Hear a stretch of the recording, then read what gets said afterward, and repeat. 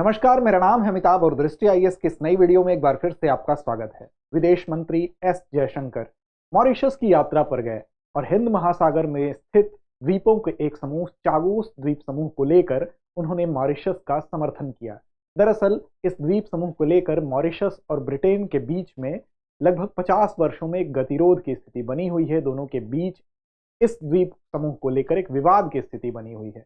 इस विवाद में भारत ने अपना समर्थन मॉरिशस की तरफ जाहिर किया है स्पष्ट तौर पर। तो आज के इस वीडियो के माध्यम से हम समझेंगे कि वास्तव में ये द्वीप समूह, इसकी भौगोलिक अवस्थिति क्या है, साथ ही साथ इस चागोस द्वीप समूह का क्या महत्व है, इसको लेकर विवाद जो चला आ रहा है उस विवाद के क्या कारण है और वर्तमान में भारत का रुख जो मॉरिशस की तरफ है वो किस प्रकार से आया है। तो चलिए शुरुआत करते हैं आज के इस वीडियो की। सबसे पहले देखते हैं कि वो हमारे चर्चा के बिंदु कौन से होंगे चागोस द्वीप विवाद के अंतर्गत। चर्चा के बिंदुओं के अंतर्गत सबसे पहले बात खबर की करेंगे। चर्चा में क्यों है ये बात आपको हमने अभी बताई। चागोस द्वीप समूह की भौगोलिक स्थिति को समझते हुए क्या है वो विवाद, उस पर शुरू से एक नजर डालेंगे कि वास्तव में इस विवाद की जो प्रारंभिक स्थिति है वो कहां से शुरू होती है और अभी विवाद किस स्टेटस में पहुंचा है। भारत का रुख क्या है, भारत अगर मॉरिशस की तरफ है तो भारत का स्टैंड शुरू में क्या रहा है, किन बिंदुओं के आधार पर है। अंत में एक अभ्यास प्रश्न होगा जिसकी जिम्मेदारी हमेशा की तरह आपकी होगी कि कमेंट बॉक्स में इसका सही और सटीक उत्तर आप दें। सामान्य अध्ययन के प्रश्न पत्र 1 और 2 दोनों से जोड़ के इस खंड को देख सकते हैं। चैनल को सब्सक्राइब कर लें। साथ ही इस कार्यक्रम की पीडीएफ प्राप्त करने के लिए आप हमको टेलीग्राम पे फॉलो कर सकते हैं। डिस्क्रिप्शन बॉक्स में उसकी लिंक दी गई है। इन डेप्थ हमारे कार्यक्रम का नाम है। खबर की बात करें तो खबर फर्स्ट पोस्ट से है। India backs Mauritius claim to Chagos island, what is the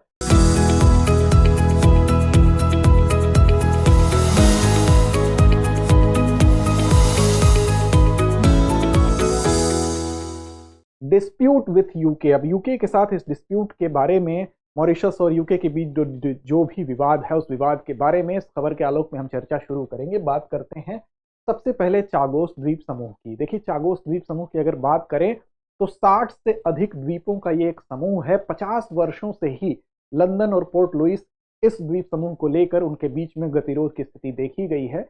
अब ऐसे में इस द्वीप के ऊपर एक नजर डालते हैं तो सबसे पहले आप मैप में देख सकते हैं कि भारत है। भारत के दक्षिण में इस द्वीप की यहाँ पर स्थिति आपको दिखाई दे रही होगी। क्योंकि बहुत छोटी स्थिति है तो इस मैप में आप देख सकते हैं ये 60 से ज्यादा द्वीपों का एक समूह है। मालदीव से लगभग 500 किलोमीटर दक्षिण में इसकी अवस्थिति है। हिंद महासागर में ये स्थित है। तो हिंद महासागर का ये है 7 एटोल का समूह है। एटोल क्या होता है तो आप जानते हैं कि एटोल मूंगा चट्टानों से बने मूंगे के द्वीप हम कह सकते हैं। कोरल आइलैंड को एटोल कहते हैं। और सामान्य रूप से अगर बात करें तो उष्ण कटिबंधीय जो समुद्र होते हैं उसकी ये विशेषता होते हैं। यहाँ पर जैव विविधता काफी पाई जाती है। यहाँ पर पर्यटन के लिहाज से बहुत खूबसूरत नज़ारे देखने को मिलते हैं। वैज्ञानिक अध्ययन के लिहाज से भी इनका अपना एक महत्व होता है। मालदीव और प्रशांत महासागर में कई एटोल देखने को मिलते हैं। तो ये 7 एटोल का समूह है। चागोस द्वीप समूह की अगर बात की जाए तो 25,000 वर्ग मील में यह फैला हुआ है। यहाँ पर आप देख सकते हैं। तो ये इसकी भौगोलिक स्थिति की बात हुई। अब थोड़ा सा इसके पीछे हम चलते हैं, इसके इतिहास पर एक नजर डालें तो जिस तरह से भारत में जब औपनिवेशिक काल चल रहा था तो भारत में औपनिवेशिक शक्तियां आती गई। सबसे पहले पुर्तगाली आए, उसी तरह यहाँ भी इस द्वीप समूह में भी आप देखेंगे 16वीं शताब्दी में जो औपनिवेशिक काल का दौर चल रहा था उस समय पुर्तगाली इस द्वीप पर आते हैं और इस द्वीप में आने के बाद यहाँ पर इस द्वीप का नक्शा बनाते हैं। वो साथ साथ कई ऐसे द्वीप होते हैं जिनका नामकरण भी पुर्तगालियों के द्वारा किया जाता है, जो आज भी वो नाम उन द्वीपों के मौजूद है। उसके बाद क्या हुआ, डच आए। डच हालांकि यहाँ पर ज्यादा रुके नहीं, वो यहाँ से चले गए। फिर फ्रांसीसी आते हैं और फ्रांसीसियों ने यहाँ पर कई अन्य द्वीपों का नामकरण किया। उसके बाद आप देखेंगे मेडागास्कर और मोजाम्बिक, यहाँ से कुछ लोग जो गुलाम बनाए गए थे उन मजदूरों को बुलाया गया मेडागास्कर और मोजाम्बिक से। दक्षिण भारत से भी कुछ मजदूरों को बुलाया गया जो गुलाम बनाए गए थे और यहाँ पर नारियल के बागान लगाए गए, उसमें इन मजदूरों से सहायता ली गई। लेकिन फिर नेपोलियन की जब हार होती है तो फिर फ्रांसीसी यहाँ से जाते हैं और उसके बाद इस द्वीप समूह पर काबिज होते हैं ब्रिटिशर्स, जो कि एक बड़ी औपनिवेशिक शक्ति थी। ग्रेट ब्रिटेन ने चागोस और मॉरिशस पर कब्जा कर लिया। तो यहाँ ये क्रम आपको बताना जरूरी था कि ब्रिटिशर्स का कब्जा इस द्वीप समूह पर किस क्रम में हुआ। सबसे पहले पुर्तगाली आए थे, उसके बाद अंतिम शक्ति के रूप में ब्रिटिशर्स इस पर काबिज हुए और तभी से ये विवाद उत्पन्न होता है। अब देखिए क्या है विवाद, इस विवाद को समझते हैं। तो 19वीं सदी में, जैसा कि आप जानते हैं वो दौर था 19वीं सदी का, तो चागोस द्वीप समूह पर मॉरिशस का शासन था। अप्रत्यक्ष रूप से देखें तो मॉरिशस की जगह हम कह सकते हैं कि मॉरिशस एक कॉलोनी बन चुकी थी ब्रिटिशर्स की। तो ब्रिटिश का उपनिवेश होने के नाते चागोस पर मॉरिशस शासन कर रहा था, ये हम बात समझ सकते हैं। और मॉरिशस पर शासन किसका था? मॉरिशस ब्रिटिश उपनिवेश था, तो ब्रिटिशर्स का शासन था। लेकिन 1968 में 1968 में मॉरिशस को स्वतंत्रता मिली। लेकिन जब मॉरिशस स्वतंत्र हुआ तो मॉरिशस के स्वतंत्र होने के साथ साथ मॉरिशस का अधिकार चागोस द्वीप समूह पर था। तो मॉरिशस का यह कहना था कि चागोस द्वीप समूह को भी स्वतंत्र होना चाहिए। लेकिन ब्रिटिशर्स का यह कहना था अगर चागोस के स्वतंत्रता की मांग आप करेंगे तो हम आपको स्वतंत्रता नहीं देंगे। इस प्रकार से एक टकराहट शुरू होती है। लेकिन उस समय जो तत्कालीन पीएम थे शिवसागर राम गुलाम उनका नाम था, मॉरिशस के तत्कालीन जो पीएम थे, उन्होंने ये कहा कि फिलहाल हमें अपने देश को स्वतंत्र कराना है। तो फिलहाल वो उस बात पर राजी हो जाते हैं। लेकिन टकराहट की जो शुरुआत हम कह सकते हैं वहीं से हुई थी। फिर मॉरिशस के स्वतंत्र होने के बाद ब्रिटेन ने चागोस द्वीप समूह पर अपना कब्जा बरकरार रखा। अब इससे जो चागोसियन लोग थे उनके मन में एक असंतोष का भाव था, उनके मन में जो विरोध और प्रदर्शन का भाव था वो कहीं ना कहीं पनप रहा था। और बाद में वो देखा भी गया। अब लंदन पर यह आरोप लगता रहा, ब्रिटेन पर यह आरोप लगता रहा कि कहीं ना कहीं उसने इस द्वीप समूह पर अवैध रूप से कब्जा किया हुआ है। तो ये आरोप उसके ऊपर लगाया गया। अब यहीं पर एक द्वीप समूह था डियागो गार्सिया। डियागो गार्सिया द्वीप समूह, जैसा कि आप जानते हैं, इसका काफी रणनीतिक महत्व तो आज भी है और यहां पर अमेरिका का सैन्य अड्डा भी है। इस द्वीप समूह के इस एरिया में डियागो गार्सिया में ब्रिटेन इस द्वीप को जो है चाहता था कि वो किसी भी तरह से अपने पक्ष में रखे, अपने अधिकार में रखे, ताकि वो अमेरिका को इसको पट्टे पर दे सके। बाद में उसने दिया भी और इसके बदले में हालांकि मॉरिशस को 4 मिलियन पाउंड से अधिक का भुगतान भी किया गया। अब देखिए चागोस द्वीप समूह का जो डियागो गार्सिया है वो लगभग यहाँ पे जब ये अधिकार इस पर ये पट्टे पर दिया गया अमेरिका को, तो यहाँ पर जो लोग थे, जो यहाँ के मूल निवासी थे, लगभग 1500 मूल निवासियों को यहाँ से निर्वासित किया गया। और वो उनको कहाँ भेजा गया? तो लगभग 1600 किलोमीटर दूर मॉरिशस और सेशेल्स भेजा गया। बाद में आप देखेंगे 1971 में इसे वायुसैनिक अड्डे के रूप में अमेरिका को पट्टे पर दिया गया। लेकिन फिर कुछ वर्षों बाद आप देखेंगे 1975 से मॉरिशस ने इस द्वीप समूह को अपने अधिकार में वापस पाने के लिए कुछ ठोस कानूनी प्रयास शुरू कर दिए। और उसी के तहत 1980 में संयुक्त राष्ट्र महासभा में भी इस मांग को ले जाया गया और वहां पर वापस देने की, इस द्वीप समूह को वापस लेने की जो कानूनी लड़ाई हम कह सकते हैं मॉरिशस ने शुरू की। तो महासभा में ये बात पहुंच गई, संयुक्त राष्ट्र महासभा में। 2019 में आप देखेंगे अंतर्राष्ट्रीय न्यायालय में, इंटरनेशनल कोर्ट ऑफ जस्टिस में भी ये मामला जाता है और ब्रिटेन को द्वीपों पर नियंत्रण छोड़ देना चाहिए, ऐसा कहा गया अंतर्राष्ट्रीय न्यायालय के द्वारा।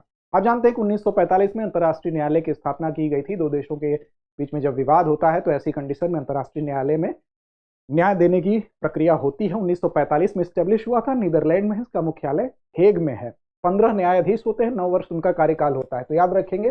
बाद में 2019 में संयुक्त राष्ट्र महासभा ने भी एक प्रस्ताव पारित किया और उस प्रस्ताव में यह कहा गया कि चागोस द्वीप समूह मॉरिशस के क्षेत्र का एक अभिन्न अंग है। अर्थात हम देख सकते हैं कि चाहे वो अंतर्राष्ट्रीय न्यायालय हो, चाहे वो संयुक्त राष्ट्र महासभा हो, इसमें भी मॉरिशस का पक्ष आपको मजबूती से दिखाई दे रहा है। संयुक्त राष्ट्र एजेंसियों ने मॉरिशस के उपनिवेशीकरण का, अर्थात डीकोलोनाइजेशन का, अर्थात जो उपनिवेश के तौर पर उसका इस्तेमाल कर रहा था, वहां से उसको हटने का, उसको संप्रभु बनाने का एक तरह से पक्ष ये दिखाई दे रहा है, समर्थन दिखाई दे रहा है। तो ये आग्रह किया गया संयुक्त राष्ट्र की एजेंसियों के द्वारा भी। अब देखिए ब्रिटेन का पक्ष क्या है। ब्रिटेन कहता है कि जो इंटरनेशनल कोर्ट ऑफ जस्टिस है, जो अंतर्राष्ट्रीय न्यायालय का जो फैसला है वो सलाहकारी है, वो कोई निर्णय नहीं है, इसलिए हम उसको मानने के लिए बाध्य नहीं है। साथ ही साथ वो कहता है कि हिंद महासागर का जो क्षेत्र है, यहाँ पर जो ब्रिटिश उपस्थिति है, वास्तव में वो रक्षा सुविधाएं जो ब्रिटेन मुहैया करा रहा है उससे दुनिया भर के लोगों को फायदा हो रहा है।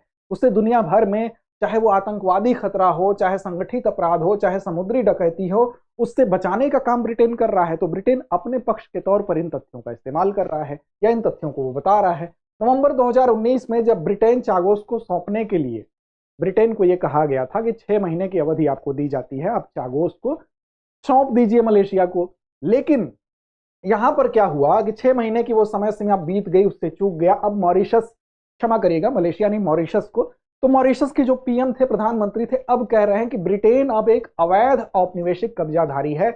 इस प्रकार से उसका जो पक्ष है वो वैध अब नहीं रह गया है। तो ये कुल मिला के विवाद का एक पूरा उसका इतिहास था और वर्तमान की स्थिति थी। तो यहाँ पर ब्रिटेन अपने पक्ष में ये बातें कह रहा है। अब संयुक्त राष्ट्र महासभा ने कहा कि चागोस द्वीप समूह पर ब्रिटेन के कब्जे की निंदा का हम समर्थन करते हैं, अर्थात उसको ये कब्जा नहीं रखना चाहिए। महासभा ने भी ये बात कह दी। इस बात को लेकर मतदान भी हुआ। कुछ ऐसे देश थे जो मतदान में आपको ब्रिटेन के समर्थक दिखाई देंगे, जैसे आप देखें अमेरिका हो गया, हंगरी हो गया, इजराइल, ऑस्ट्रेलिया, मालदीव हो गया, इन्होंने ब्रिटेन का समर्थन किया है। वहीं कुछ ऐसे देश भी हैं जो तटस्थ रहते हुए, किसी भी पक्ष की तरफ नहीं रहते हुए मतदान में हिस्सा ही नहीं लिए, जैसे फ्रांस, जर्मनी, नीदरलैंड, पुर्तगाल, पोलैंड, रोमानिया सहित 56 ऐसे देश थे जो कि मतदान में भाग ही नहीं लिए। लेकिन कुछ ऐसे देश थे जो कि इसका, मॉरिशस का हम कह सकते हैं कि समर्थन कर रहे थे। उनमें Austria, Greece, Ireland, Spain, Sweden, Switzerland सहित अन्य यूरोपीय सहयोगी ने ब्रिटेन को कहा कि संप्रभुता आप त्यागने के लिए, ब्रिटेन वहां पर जो संप्रभुता की बात करता है, अर्थात ब्रिटेन के विपक्ष में जाके इन्होंने बात की। तो ये कुल मिला के बात कही गई। अब ऐसे में भारत का रुख क्या है, एक सवाल ये उठता है। तो भारत के रुख, जैसा कि अभी विदेश मंत्री एस जयशंकर की यात्रा हुई, उसमें उन्होंने खुल के समर्थन दिया मॉरिशस की तरफ से।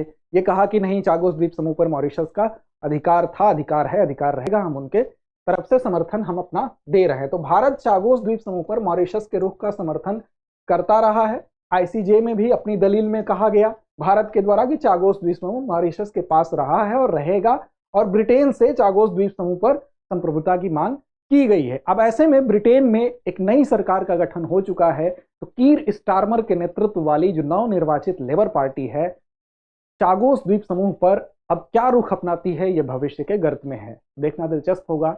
फिलहाल आज के इस एपिसोड में इतना ही। अंतिम परिपाटी हमारी होती है अभ्यास प्रश्न की। जो अभ्यास प्रश्न हम आपसे अपेक्षा करते हैं जवाब की, वो आपके सामने है। लेकिन उससे पहले आपको बता दें कि पॉलिटी और इकोनॉमी से संबंधित हमारे 2 साप्ताहिक कार्यक्रम हैं, जिसमें से सप्ताह भर की जो महत्वपूर्ण खबरें हैं उनके स्टैटिक पोर्शन को लेके आपके सामने इन दोनों कार्यक्रमों में हम उपस्थित होंगे, जिसमें कि आपके परीक्षा के लिहाज से कुछ बहुउपयोगी महत्वपूर्ण सामग्री होगी। इसको देखना आप ना भूलें। रविवार और शनिवार शाम 7 बजे ये कार्यक्रम आपके सामने आएंगे। आज का प्रश्न है, चागोस द्वीप समूह के मुख्य द्वीप डियागो गार्सिया का उपयोग कौन सा देश करता है? भारतीय सेना, अमेरिकी नौसेना, चीनी नौसेना या रूसी नौसेना? तो उम्मीद है आप सही जवाब देंगे। लड़ते रहें अपने लक्ष्य की ओर बढ़ते। डियर व्यूअर्स, अपने एग्जाम की तैयारी को और बेहतर करने के लिए हमारे चैनल को लाइक, शेयर और सब्सक्राइब करना न भूलें।